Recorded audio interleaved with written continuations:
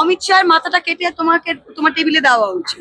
প্রথম সারিতে তার স্বরাষ্ট্রমন্ত্রী নির্লজ্জভাবে দাঁড়িয়ে হ্যাঁ হ্যাঁ করে তিনি হাততালি দিচ্ছেন। প্রধানমন্ত্রী 15ই আগস্টে তিনি লালকেল্লায় দাঁড়িয়ে বলছিলেন যে অনুপ্রবেশকারী যে ভারতের জনগণ বিন্যাস সেটা নাকি বদলে যাচ্ছেন, ডেমোগ্রাফিক একটা চেঞ্জ হচ্ছে, এইসব বলছিলেন। তিনি যখন এই কথাগুলো বলছিলেন, প্রথম সারিতে তার স্বরাষ্ট্রমন্ত্রী নির্লজ্জভাবে দাঁড়িয়ে হ্যাঁ হ্যাঁ করে তিনি হাততালি দিচ্ছেন।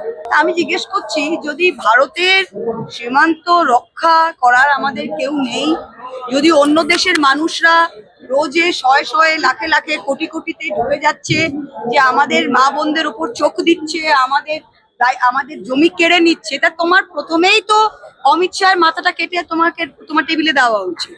যে স্বরাষ্ট্রমন্ত্রী এবং যে স্বরাষ্ট্র মন্ত্রক দেশের বর্ডারকে রক্ষা করতে পারে না, যে প্রধানমন্ত্রী নিজেই বলছে যে বাইরে থেকে লোক এসে আমাদের মা বোনদের দিকে নাকি চোখে নজর দিচ্ছে, নাকি কি চোখ মেলাতা হিন্দিতে কি একটা বললো নাকি শব্দ, আমাদের জমি দখল করে দিয়েছে, ভাই তার দোষটা কার?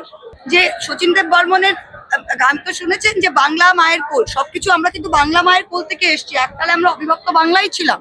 এইটা যে হয়েছে 71-এর পরে যেটা এসছে, আমাদের ভাষা এক, আমাদের মানুষ এক, এই প্রথম সরকার যেটা দেখলাম, বাংলাদেশ অনলি ফ্রেন্ডলি কান্ট্রি ছিল। ভারতবর্ষের প্রত্যেকটা বিজেপি নেতা এমন করছে যেন বাংলাদেশের মানুষ সবাই নাকি বদ, বাংলাদেশের মানুষ অসভ্য। কই, আমরা তো কোনোদিন এটা দেখিনি।